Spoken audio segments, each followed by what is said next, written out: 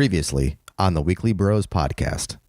This not only is Deadpool 2 going to entertain you and make you laugh, but it's also going to give you a lot of homework assignments.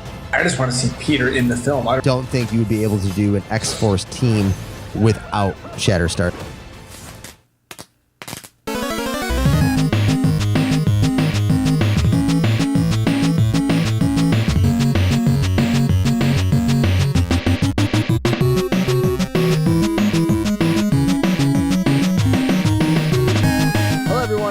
From Miscellaneous Debris, and welcome to yet another smashing edition of the Weekly Bros podcast. Just a reminder that you can reach out to us on the Twitters at The Weekly Bros. You can also email us at realweeklybros@gmail.com, and you can also hit us up at Miscellaneous Debris with 2 underscores and Rock in the D on the Twitters. So, Rick, Deadpool 2 came out. We've both seen it. Let's just start fucking talking about it, dude. Let's just break it down. I need to rewind something real quick, and I just got to say, why do you keep on saying Twitters? It's an homage to the one and only Chris Jericho, who says it just like that on his podcast.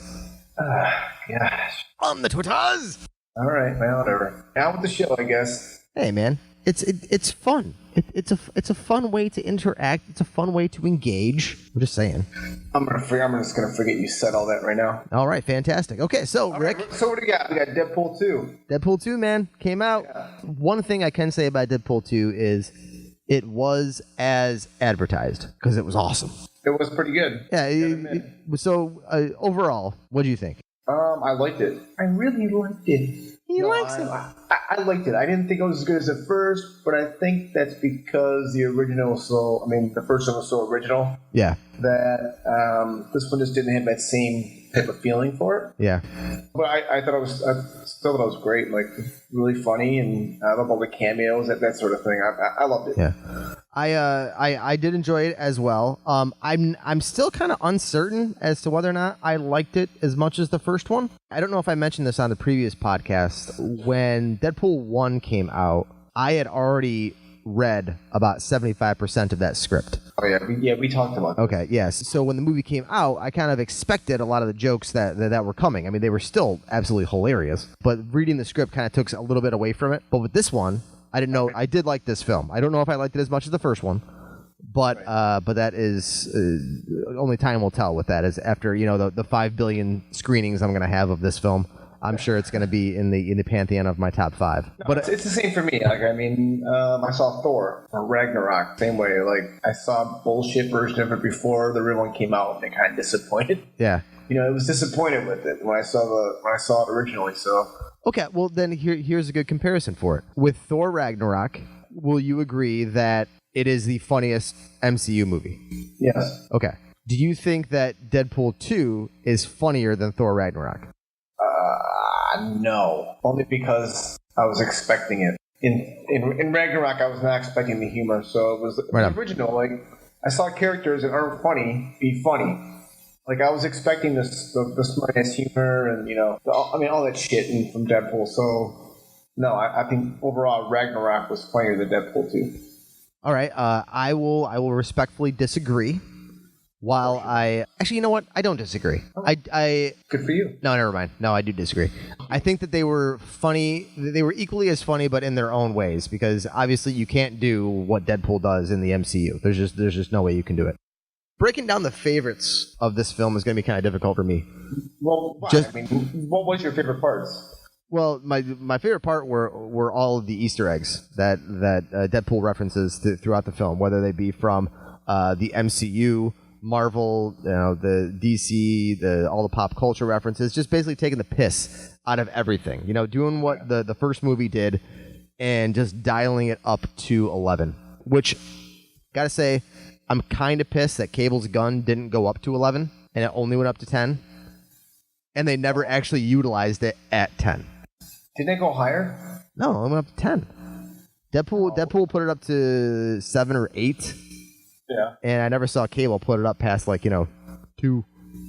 Well, it's a very powerful gun. It is a very powerful gun. Cable was being very conservative with the ammo that he had. Well, how did you like Cable? How was the introduction to Cable for you? I thought it was great. Like, in case no one knows, let's do a little refresher here. I'm not a comic book guy. I'm just a casual observer of fine cinema. And I thought it was great. For not knowing anything about him, I mean, it didn't matter. Like, the little bit of a backstory you get of why he is the way he is was fine for me. Like, I knew exactly, okay, this is what's going on. I know what his motivations are, and I know what he's trying, I got it.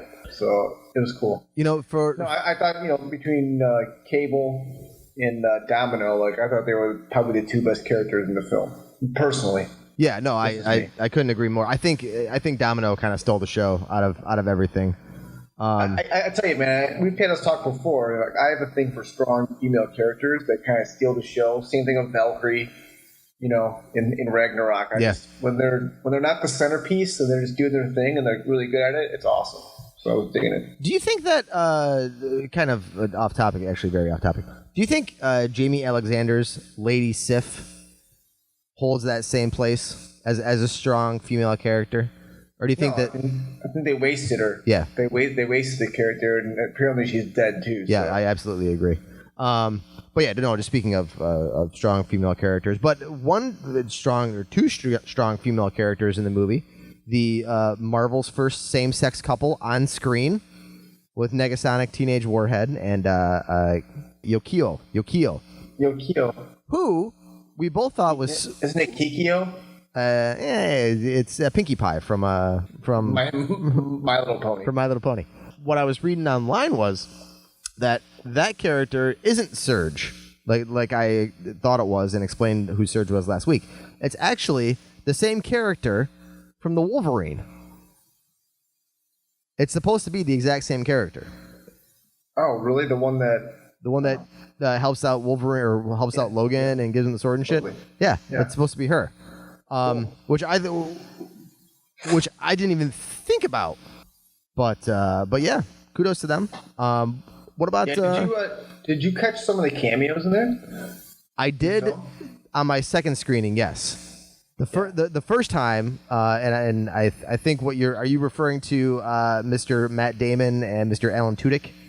Yeah, I had to look online, and then I realized I'm like, okay, those. After I saw it the first time, then I realized the Brad Pitt one, though, I did see it during the film, and I'm like, oh my God, was that Brad Pitt? Yeah, I did the exact same thing. And the second time around, I was looking for it, so I was trying to pay closer attention. I could totally notice it. And then I actually heard someone in the theater yell, oh my God, it's Brad Pitt. Yeah, the couple next to me today yelled out, holy shit. Yeah. Which is pretty funny. I say, my favorite part of the movie, I thought, was the opening movie credits. It was... I wasn't, they start the film and, they kill her off, whatever, Deadpool's Deadpool. But the opening movie scene for the credits reminded me of a James Bond intro, and that's what they had to be going for. Oh, yeah, it absolutely was, yeah. I haven't read anything online or anything about that, but it was total Bond ripoff.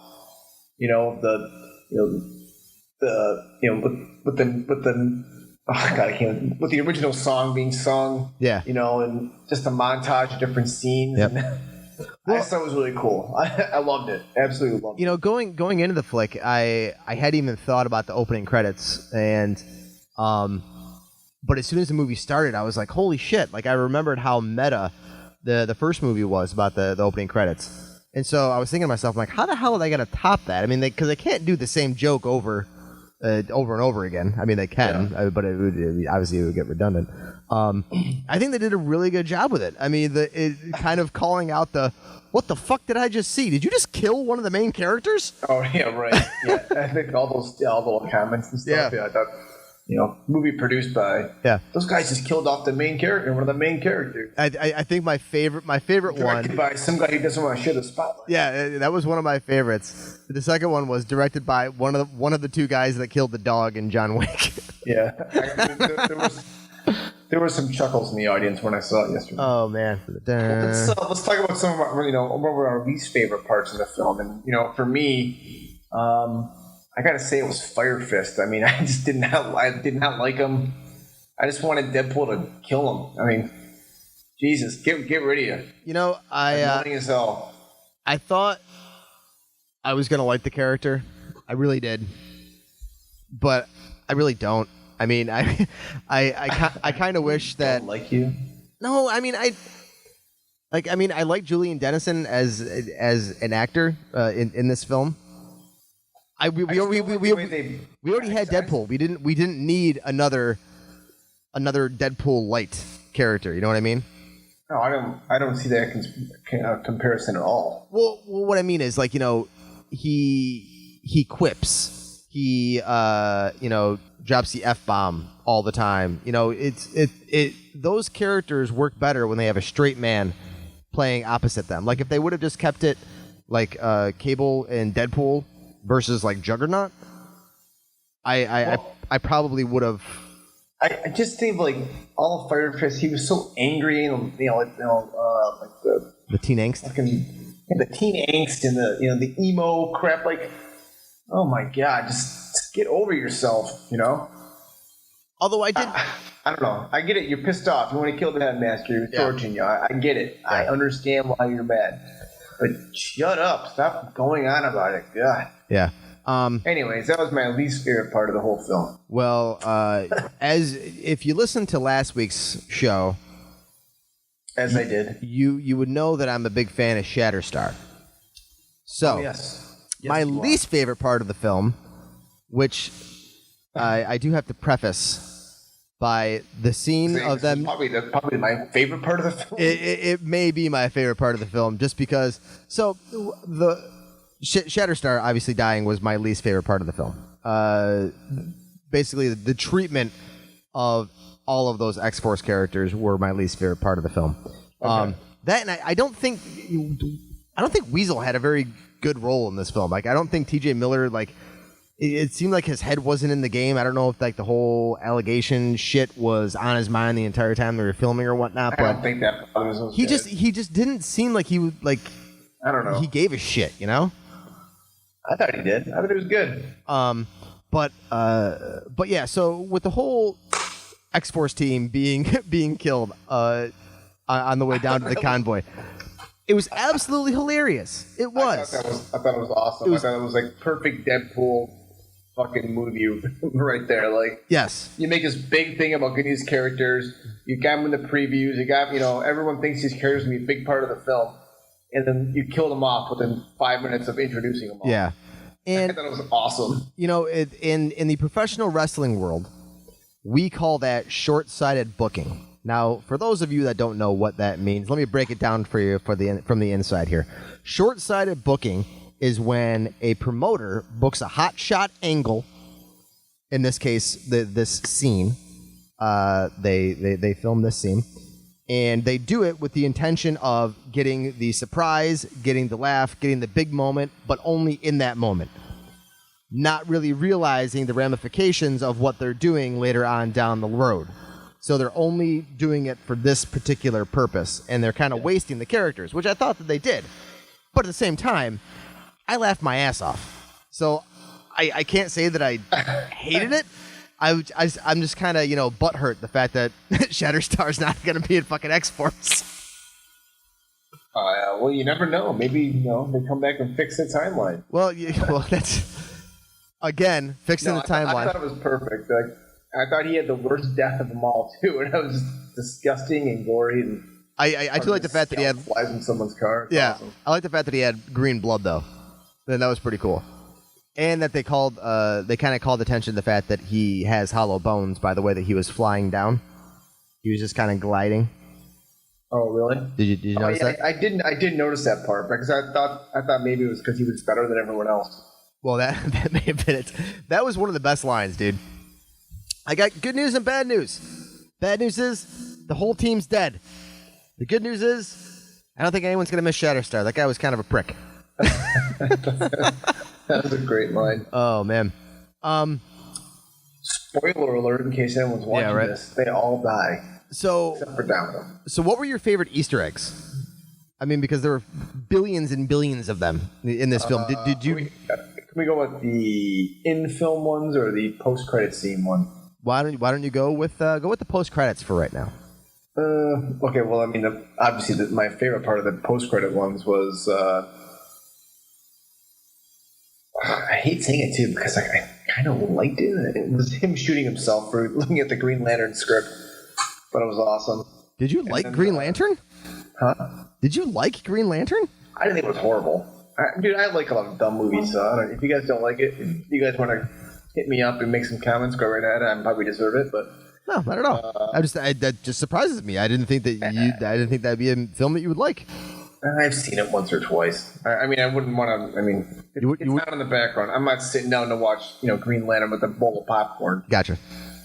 But in the film, one had to be the part where he's bitching and moaning about, the mansion being empty. Yeah. The X-Men right there. The Beast walks up and just slides the door shut. Oh, well, the funny thing is that was my favorite Easter egg in the movie. Did you notice all of them? Like in the when you first saw it, did you see every single person that was in there? Because no, I only noticed the Nightcrawler and Beast. So Nightcrawler was not in there.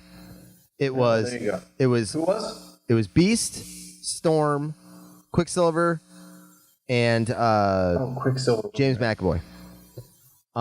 Professor X. Right. And so the only people that I saw when I first saw it were Beast and Evans Peter, Quicksilver. Right. And so I didn't even notice James McAvoy at all. I noticed old Cue Ball the second time around. Yeah, well, because somebody pointed it out to me. They're like, yeah, Professor X was there. I'm like, he wasn't fucking there. You're just seeing things. They're like, no, dude, he was in there. And then, 2 or 3 people corroborated that guy's story. And I was like, well, son of a bitch, I missed it. Did you see the part when they were doing the news coverage of the Fire Fist thing, and there's a chopper overhead, and they cut to the chopper angle, and there's a news ticker at the bottom, and it says Christopher Plummer he rejects Deadpool 2 role.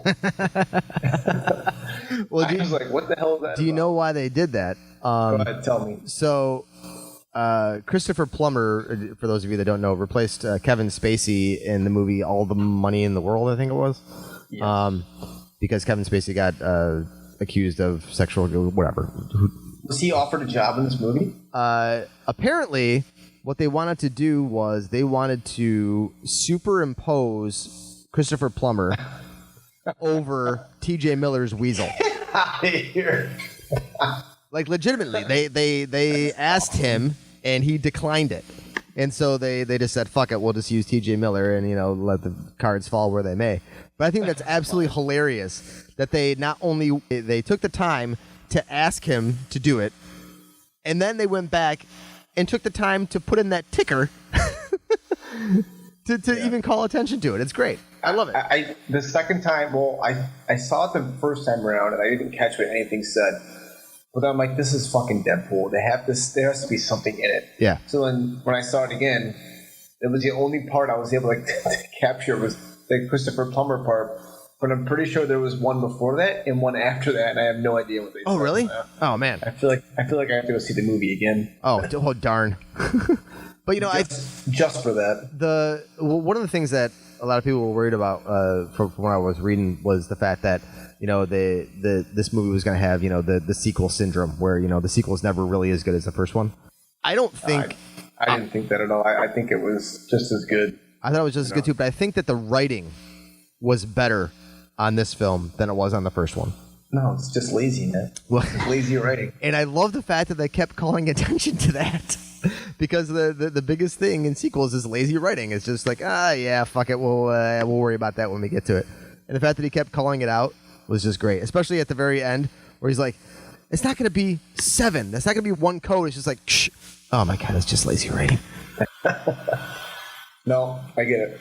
So where do you see, what's next for our Merc with the Mouth and his new gang of friends? Well, my guess is the X-Force team is going to consist of Deadpool, Cable, Colossus, Domino, Fire Fists, maybe Negasonic, maybe Yokio. My assumption is that they're going to be battling the Juggernaut.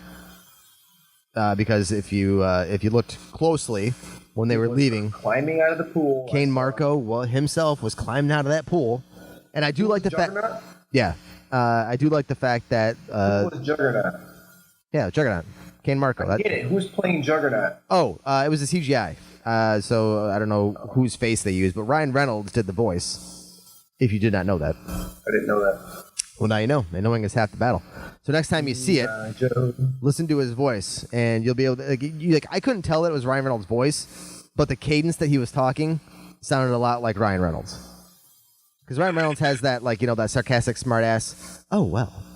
Interesting. Right. Anyway, so, it's just the cadence of how he talks is what really sets it apart. Yeah. But I do like the fact that they called attention to a lot of comic book stuff in this film, most importantly being the Juggernaut being Professor X's brother, which he is in the comics.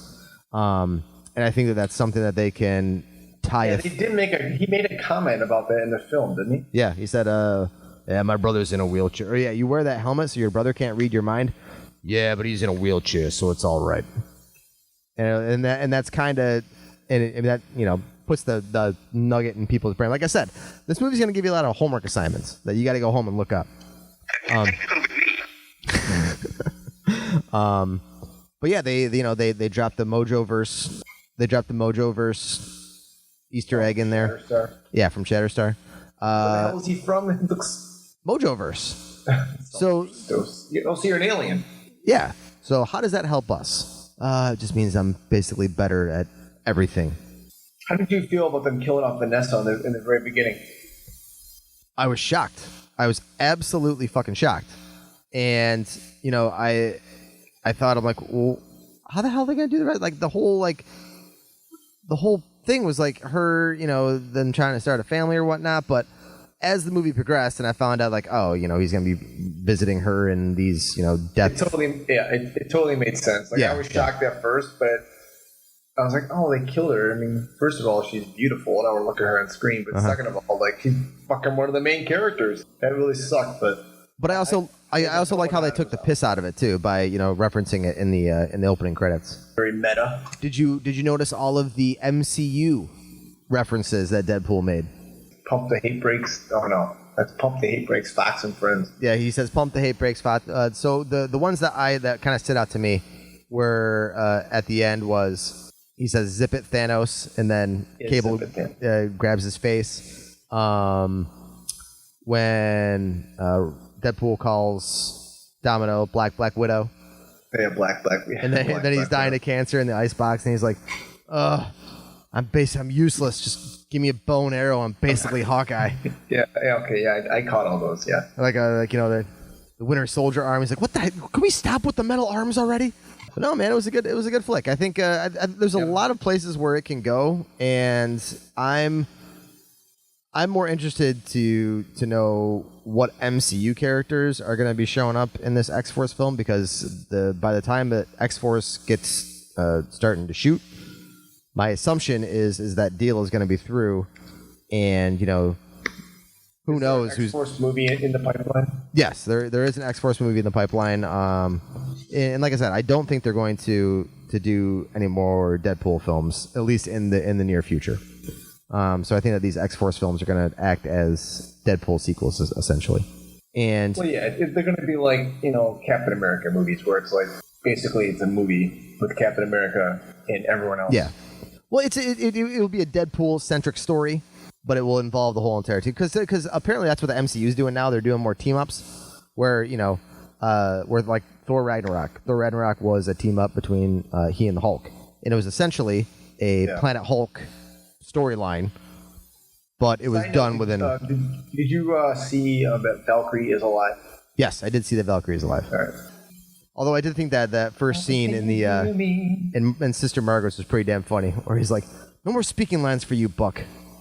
Yeah, that was pretty good. Are you peeing? You're peeing right now, aren't you? You're making that face when you pee. Pissing face. Yeah, I mean, overall, I thought it was a great film. Absolutely. See it. I recommend it. 3 thumbs up by a third thumb. I give it 2 thumbs up. Rick gives it 2 thumbs up, and Deadpool gives it 2 baby legs up. God damn. He's my full Basic Instinct. It's his Basic Instinct.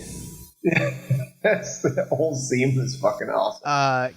Can we all just give our lines again? Just give me the line one more time. Your time's up. Actually, you know what? I think this is the first film that I've heard use the C word as many times as they did. I don't think I've heard that in a film very what often. What's that, man? I don't understand what that word is. It's a C word, and it ends with unt. Oh, I mean cunt. Yeah. Can we say that? Yeah, that word. Can we say that on the Weekly Bros podcast? I mean, we can say it on the Weekly Bros podcast. It's just one of those words that I don't like to say. So yeah. Well, I just pulled up an article here. The 30 Easter eggs that you didn't notice in Deadpool. So let's see here. Oh, I saw that. We said Laird hit it.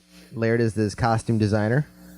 Deadpool in all the Marvel movies. Brad Pitt, we mentioned him. Oh yeah, the Deadpool Origins X-Men, or the Deadpool, the bullet thing. Juggernaut, young X-Men cameo, which is interesting. I'm surprised I know why they used the younger X-Men for the cameo instead of the older X-Men, but it was interesting that they went with the younger ones, because if the whole movie is canon, that means that Deadpool is back in the 80s. Yeah, or the 90s or 2000 or whatever. The nod to Deadpool's X-Force gray costume was pretty cool. Which one? Oh, yeah. When he was covered in ash. I mean, obviously it was just ash, but it looked like his gray X-Force costume. Matt Damon and Alan Tudyk were absolutely hilarious. Yep.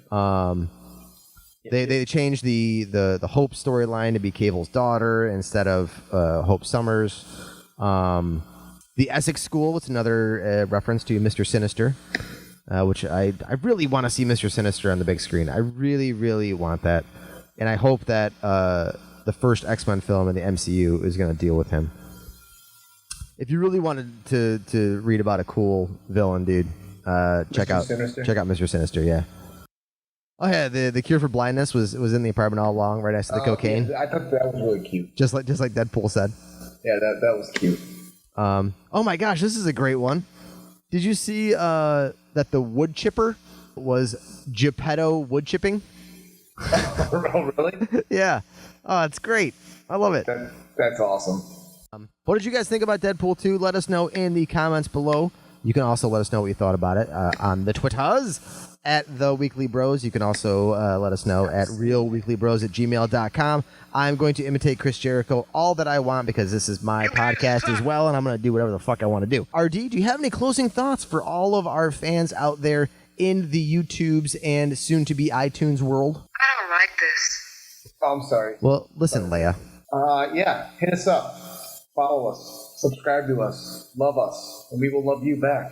Let's get this thing going. No, we want to have like 100 viewers. 100 by the end of June. 20. Yeah, well, we're gonna try and get up to 1,000 subscribers by the end of the summer. That's my goal. 1,000 subscribers. Whoa, bro. Whoa, bro. See what happens, kids. Hit us up. You guys keep on living that dream. We'll see you soon. You guys suck!